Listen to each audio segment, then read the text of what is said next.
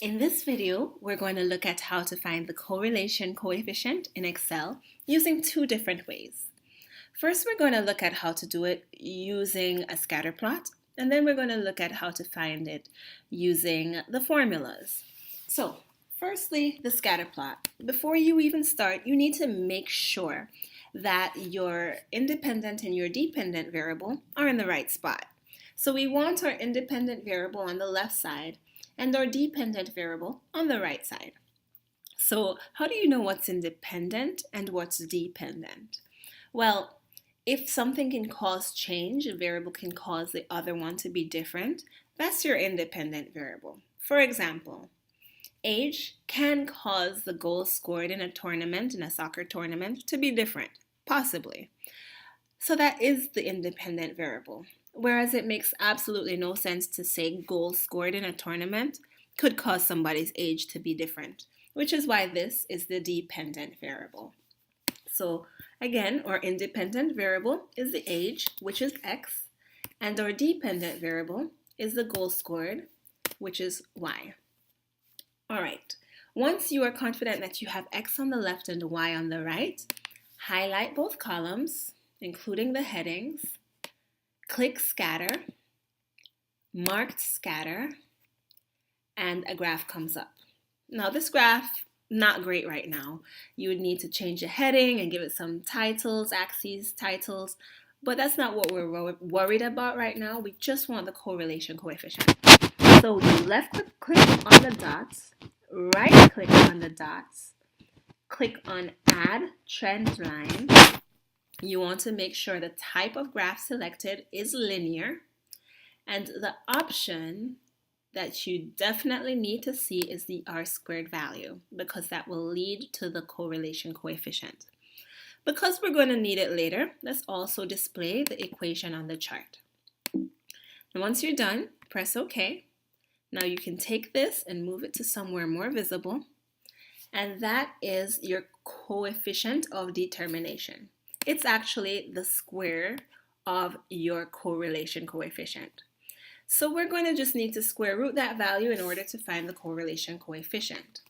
So our R-squared value that our graph gives us is 0.05545, and the correlation coefficient is a square root.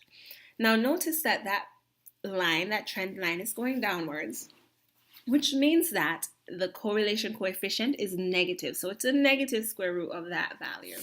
So R is, every formula in Excel will start with the equal sign. So I type the equal sign and press SQRT for square root, open my parenthesis, and click on that value. Close my parenthesis and it will square root it for us. Now again, remember, since the trend line is going down, it's actually the negative square root. All right, so that's our correlation coefficient, which is all well and good when you can press insert scatter, options, type, enter, square root, done. But in order to really see that you understand the process, you're going to have to use some formulas. So we're going to look at how to calculate the correlation coefficient using the formulas. So let's move this over a bit so we can see our formulas. Okay, so now we're ready to do it using our formulas. So the first thing that we need to do in order to use these formulas is to figure out what the average of x is, what the average of y is, and also we need to know how many numbers we're dealing with. So let's do the count on the numbers first. So of course we could easily count the numbers 1, 2, 3, 4, whatever, or we could look at the end column and see where it starts or whatever, but I want to show you a handy dandy tool that you can always use to count any number of numbers in Excel. As we said before, every formula starts with the equal sign, and we're going to count the numbers, so we type count with one T. Open your parenthesis, highlight the numbers that you'd like to count, just the numbers, close your parenthesis, and press enter. And Excel tells you that there are 33 pairs of numbers here. All right, So we're gonna also need the mean. So we can do the same thing again. We can start with the equal sign and we can type average and do the same thing. However, I just want to show you another handy dandy little tool. So since we're trying to find the average of these numbers, we can click in the box that comes right after those numbers. And there is a summation sign here. And next to it, there is an arrow giving you a few options.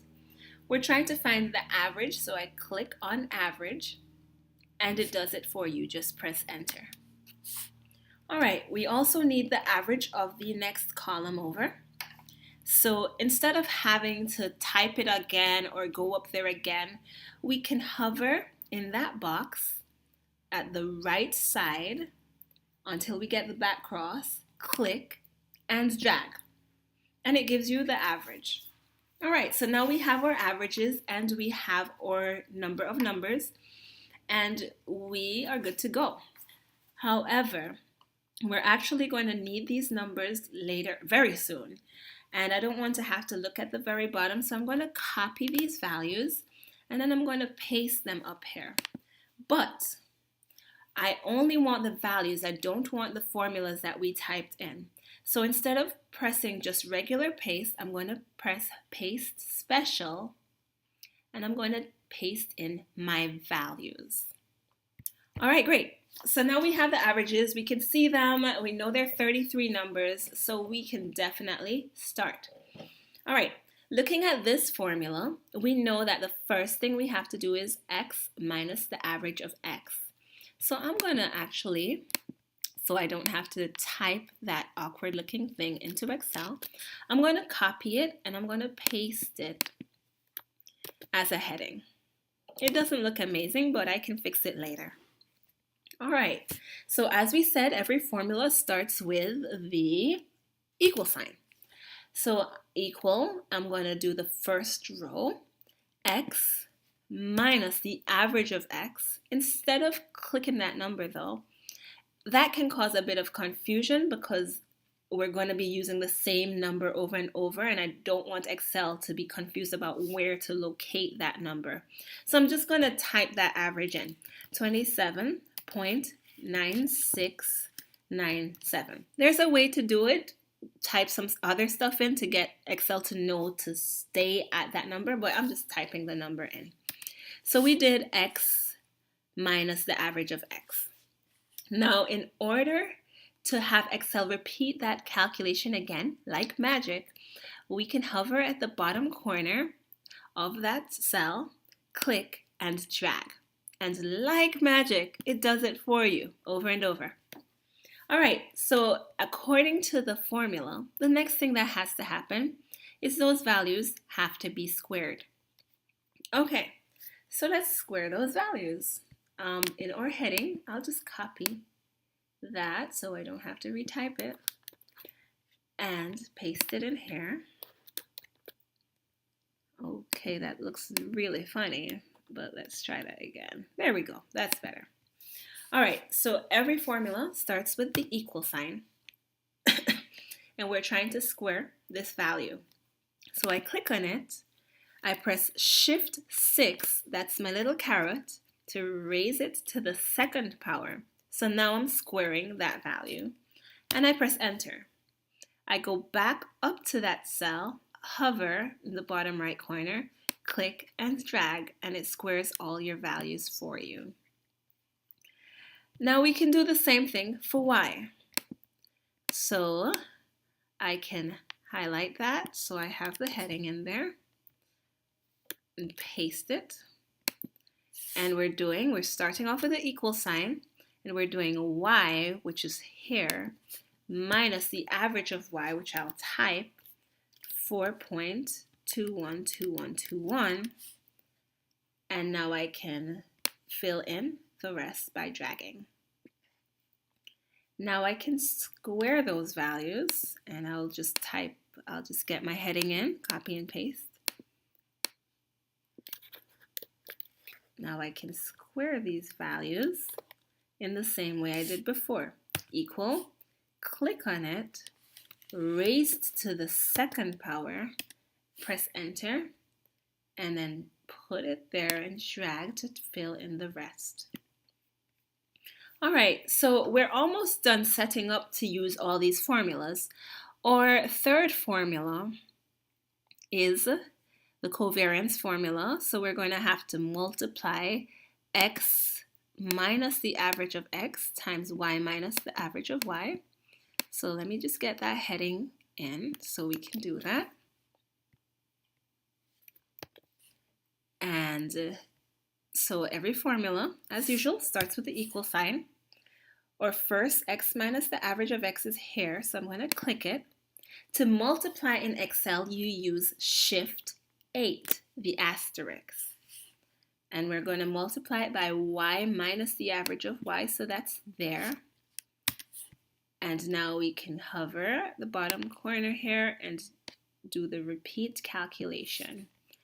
And now we have everything in a table that we're going to need in order to use our four formulas. So let's first find the standard deviation of x. We are going to need the sum of x minus the average of x squared. So we need the sum of this column in order to find that standard deviation. So since I need the sum of that column, I'm going to put my cursor in that box. And the easiest way to find sum is just to go up to that summation sign and click sum. Of course, we could have typed the formula as well and pressed enter. Now let's find the standard deviation of x, since we now have that value. Okay, so we know, let's make sure that this is, okay, great. We know that the standard deviation of x is the square root of that value, the sum of x minus the average of x squared, so the square root of that value, 466.969, that's not a point, 0.9697, over the number of values, which is 33. That's when we counted the number of values were 33. So let's go back to that in a second. But let's set up our equation for our standard deviation of y. So we need the sum of those numbers. So I'm just going to put that box there and press my sum sign and press enter. So our standard deviation of y will be the square root of that number, 193.5152, over, and there are 33 y values, so over 33. And or covariance, there is no square root there. There is just a sum of that last column over 33. So we already did the sum formula here. We can actually just drag it over. And so we can now see that the sum of that is negative 70.7879. So negative 70.7879 over, and we know that our n is 33, so that will give us our covariance. So once we figure out those numbers, we can plug into that formula. So let's see what we get. Okay, so after a bit of calculation, we found that the square root of these numbers divided is 3.7167. The square root of these numbers divided is 2.4216. And this divided by this will give you negative 2.1451. And if you type that all into your calculator, so again, we're doing negative 2.1451 over 3.7617 times 2.4216. We type it all into the calculator. Make sure you put your bottom in parentheses to lump those two things together. We should get that, or our value is equal to 0.235 which in fact is exactly what you got for your correlation coefficient when we did it earlier. Oh, right here. Negative 0.23548 or 2355. So we got the same thing and we are done.